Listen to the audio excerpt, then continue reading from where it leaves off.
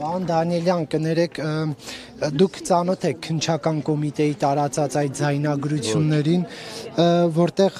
նշվում է, որ խոսակցություններ են, վերագրվում Բագրատ Գալստանյանին եւ նա այսպես պլան է ներկայացնում, դուք կարող եք սրա հետ կապված որևէ մեկնաբանություն տաք։ Ինչ մեկնաբանություն տամ աբսուրդ բաներին, ինչ մեկնաբանեմ, ինչ կա, որ ինչ մեկնաբանեմ։ Ինչ մեկնաբանեմ, ասա մեկնաբանը։ Դե օրինակ ասում է այդ հակերային հարձակում լինի կառավարական կայքերի վրա, որ առավոտ արթնանան, տեսնեն Փաշինյանի պատկերն է սատանայական այդ պոզերով, այսինքն պետական կայքերի վրա հարձակում պետք է լինի։ Որ պատկեր պետք է լինի կառավարության շենքի մոտ սատանայի հետ մեկնաբանեմ, պարզի որ սատանա է, ինչ մեկնաբանեմ։ Չէ, բայց այսինքն կայքերի վրա հարձակման ինչ որ պլան է մշակվել։ Ով ասել։ Այդ ձայնագրությունը։ Ես քննչական կոմիտեին ինչի պետք է հավատամ։ Դուք կարծում եք դա կեղծ ձայնագրություն է։ Ես ինչի պետք է հավատամ քննչական կոմիտեին, եթե քննչական կոմիտեն մեռավ գործեր կարելով սրա նրա վրա։ Ինչ պետք է հավատաս։ Մի քանի օր առաջ Սամվել Կարապետյանին ձերբակալել էին, որ աջակցություն հայտնել Մայրաթորին։ Ինչ հավատալ, այս ինչ բեսպրիձել է։ Նիկոլ Փաշինյանը դուք գիտեք ինչի վրա ուշադրություն դարձրեք։ Ուշադրություն դարձրեք նրա վրա, որ այս մարդ ազգային ժողովի ամբիոնից հայտարարել է, որ սաղին կտանի ԱԾ պատվալներ եկել լսնի։ Օրենք խախտել է, թե չի խախտել։ Ուղիղ եթերում ամբողջ ազգի առջև Նիկոլ Փաշինյանը հայտարարել է,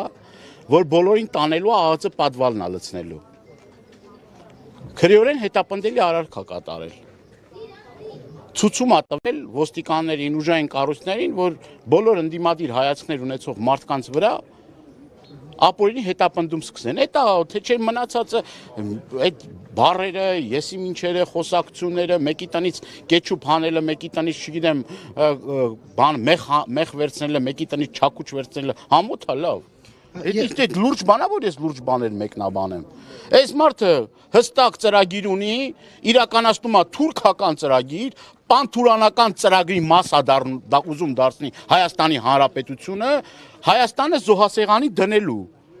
Դրա մասին հայտարարել է Թուրքիայում, դրանից հետո Ադրբեջանը հայտարարել է, որ 300,000 մարդ պետք է գա Հայաստանի Հանրապետություն բնակեցնի։ Պարոն Դանիելյան, եւ ձայնագրություններից մեկով մեջբերեմ ամեն դեպքում, որը վերաբերվում է Բագրատ Սրբազանին, մենք դրել ենք մի բանի վրա, համոզվենք, քարոզենք 2 հոգու պատի տակ գյուլում ես, մի 15 հոգի էլ դնում ես բանտը, պրծավ գնաց սաղ, բնաջնջվում են, գնդակահարում ես, ընտանիքն էլ կոմպենսացիա ես տալիս կյանքի համար, իրենք էլ ուրախ կլինեն։ Հիմա մենք վերակազմավորման կամ կազմավորման ընթացքի մեջ ենք, նպատակ ենք դրել գոնե 150 մինիմում 200 խումբ կազմենք, մենք 25 հոկանոց խմբերով կլինենք։ Սա ինչպես եք մեկնաբանում։ Վաղը միսօրել կարա նույն այդ արհեստական ինտելեկտով ում ձայնագրում է ձեր ձայնագրությունը դնեն, սարքեն, որ դու նույն հայտարարություններն անել ես, նույն կոչերը արել ես։ Քու ձայնով, պետքա քու դեմքով էլ արհեստական բանականությունը թույլ է տալի յուրաքանչյուր մարդու այդ բաները